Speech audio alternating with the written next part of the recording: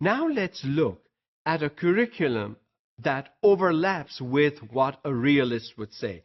So the realist philosophy has some similarities with another philosophy, which is essentialism. And it simply comes from the fact of believing what is essential.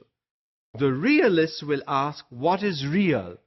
The essentialist asks what is essential, what is needed. And that is what brings about the similarity between these two philosophies. So teach the common core. Again, what the realists say also, the basic things need to be taught, the basics of language, science, math, etc. And the essentialists are also saying the same thing, teach the common core. It's common. It should be taught in all schools, in all classes where this realistic or essentialist curriculum is being followed. The basics of information and skills, which is cultural heritage. That's how you promote culture. A child learns his mother tongue first. That's a basis of cultural heritage. If the child did not learn the mother tongue, he or she would be at a loss. Now, when this child who has learned the mother tongue and learned things through the mother tongue comes to school and is expected to learn English or Urdu or some other language, the child faces problems initially. Cultural heritage is lost when you put the child through another language. So cultural heritage is seen as important by essentialists. Essentialists believe that cultural heritage has to be passed on to the next generation, and it begins with language the child learns at home. Needed for citizenship. We want good citizens, and in a cultural setting, citizenship in Pakistan is different from citizenship in the United Kingdom, for example, and therefore cultural heritage is different. We behave differently, we act differently, our traditions are different, our customs are different, and we learn that through cultural transmission, through language one, which is our mother tongue. The curriculum, according to the essentialists, can change slowly. For the realists, it doesn't change. For the essentialists, it can change, but it can change slowly.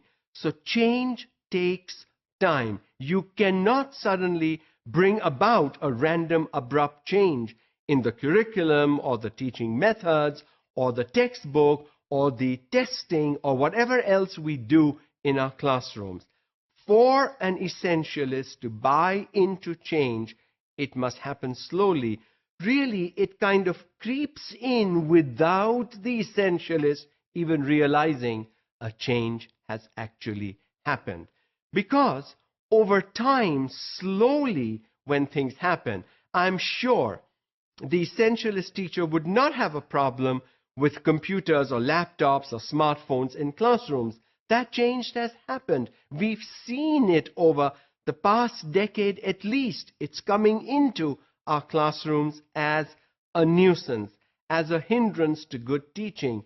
But if we can buy in that change and make it work constructively for us, the essentialist teacher would be willing to make that change in his or her classroom. The following are proponents of the essentialist approach to teaching: William Bagley, Arthur Bester, E.D. Hirsch, Chester Finn, Diane Ravish, and Theodore Sizer. These are some of the people you can read up on your own and find out what they professed, how they developed their theory or philosophy to essentialist teaching and education, why they did it, why they believe in essentialism. See, when you believe in a philosophy, you want others to follow in your footsteps. And the why then becomes the essential question to answer. So I would actually recommend strongly that in your free time you visit a library, find the works of these people, or even today with the digital world, just get an online access, go to a search engine and find out how these people have contributed to their respective philosophies.